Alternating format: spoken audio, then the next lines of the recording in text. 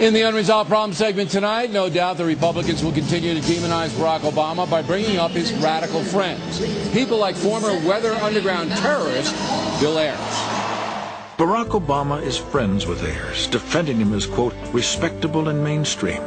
Obama's political career was launched in Ayers' home, and the two served together on a left-wing board.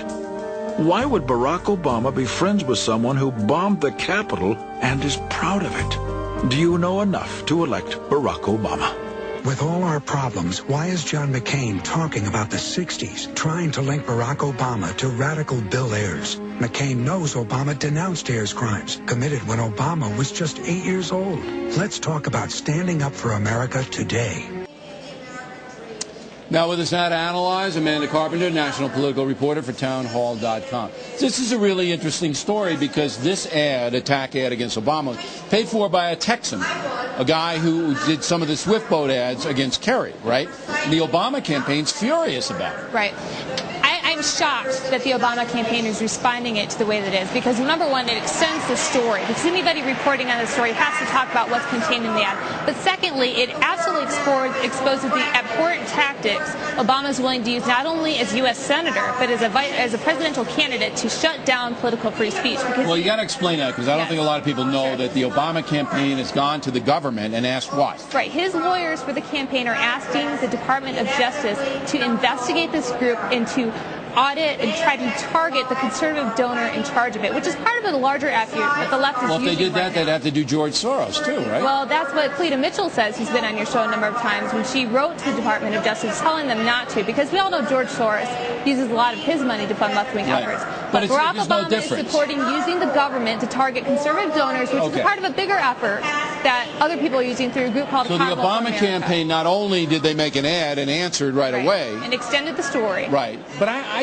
that's the theme of this year's race. Both campaigns answer right away. Well, I think they're not doing the Kerry thing. Yeah, because they're awfully defensive about and they're paranoid about not being swift voted again. So I think this is a bad step. I don't know about that, but you're angry that the Obama campaign went to the Justice Department and called for an investigation. This is the real story here, and this is what anybody that cares about free speech should be concerned about. Obama's using his power as a U.S. senator, as a presidential candidate to shut down his speech. If the ad lied on Ayers, but then I would say you got it. But it looks like it's, asking questions. If this is an electioneering thing, why aren't they going through the FEC, the Federal Elections Commission? They're going to the Department of Justice, and I think that's why are they using that tactic? Well, I think they want to intimidate. Come on. Yeah, absolutely. That's what it's not a serious complaint. They're not going through the FEC. They're not going to, under the Bush Department of Justice, they're not going to get any investigation. But isn't it ironic that the McCain-Feingold bill opened all of this stuff up? Yeah. John McCain must be sitting there going, I thought it was a good idea back then, and ow. Well, the real story here is although Obama is opposed to this group using money to target him, he hasn't said a word about big labor. He hasn't said a word about the efforts on Planned Parenthood and all the other special interest groups that are actively spending money in his behalf. That's because they support him. Come on, man. I know, but... All right. Joe Biden. Now, Biden voted for the Iraq War. Yes. Voted against the surge, but for the war. Mm-hmm. I would think the Daily Kos and the other nut jobs would be furious that he's on the ticket. There's a few of them that are honest about it and say that Joe Biden has blood on his hands, but the most of them are holding their noses, hoping that he'll be a good attack dog. But I predict in the weeks ahead, Joe Biden is going to undermine Barack Obama's foreign policy, and the Daily Kos people are going to have to say something because they didn't get the anti-war, extreme left-wing VP that they wanted. The Daily Kos, the most hateful website, I think, in the world, would you agree? Or close? It's up there. It's up there. They usually cut people's up. Anybody they disagree with, they allow people to come in and just hammer them.